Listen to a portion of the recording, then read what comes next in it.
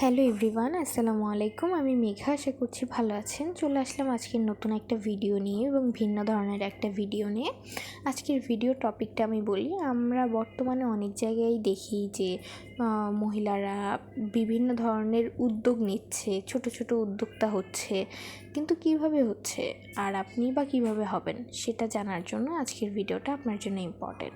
এই যে এখানে দেখছেন এই পিঠাগুলো কাটা হচ্ছে, এগুলো কিসের জন্য কাটা হচ্ছে আপনি কি বলতে পারবেন? এইগুলো হচ্ছে বিভিন্ন ধরনের দোকানে সেল করা যায়।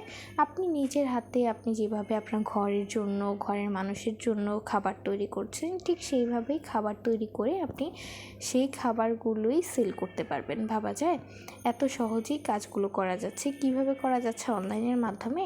না, আপনি হয়তো অনলাইনে পারদর্শী নাও হতে পারেন বা বিভিন্ন অনলাইন প্ল্যাটফর্মে আপনি হয়তো ওই রকমভাবে কাজ নাই করতে পারেন, কিন্তু এই কাজটা আপনি সম্পূর্ণভাবে অফলাইনেই করতে পারবেন। কিভাবে করবেন? এটা হচ্ছে আপনি বিভিন্ন ধরনের দোকান, আপনার আশেপাশে অনেক ধরনের দোকান থাকে, সেই দোকানগুলোর সাথে একটু যোগাযোগ করলেই তারা রেসপন্স করবে যে আমি হচ্ছে বিভিন্ন ধরনের খাবার দিতে চাচ্ছি, আমি এরকম একটা অ্যামাউন্টে এই খাবারগুলো আপনাকে দিব, আপনি কিছু লাভ রেখে সেল করবেন, বাকি টাকাটা আমাকে দিয়ে দেবেন। অবভিয়াসলি এরকম করে অনেক মহিলারাই বর্তমানে অনলাইনে দেখা যাচ্ছে বা অফলাইনেও দেখা যাচ্ছে, তারা খাবার সেল করে নিজেদেরকে একটা জায়গায় প্রতিষ্ঠিত করতে পারছে। তা আপনিও অবশ্যই শুরু করতে পারেন। আমি আজকে যে ভিডিওটা দেখাচ্ছি সেখানে এই পিঠাগুলোর নাম হচ্ছে পান্তুয়া পিঠা।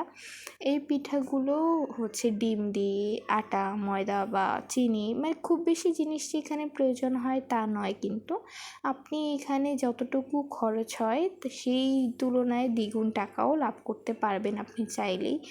বর্তমান যুগে কোনো নারী বা পুরুষ কেউই চায় না ঘরে বসে থাকতে, বেকার থাকতে। আপনি হয়তো বা গৃহিণী, কিন্তু আপনি ঘরের কাজে পারদর্শী, যেহেতু আপনি হয়তো ঘরে ভালো নাস্তা বানাতে পারেন, ভালো খাবার বানাতে পারেন, সেই গুণটাকেই আপনি কাজে লাগিয়ে আপনি ভালো একটা ইনকাম সোর্স তৈরি করতে পারেন আপনার জন্য।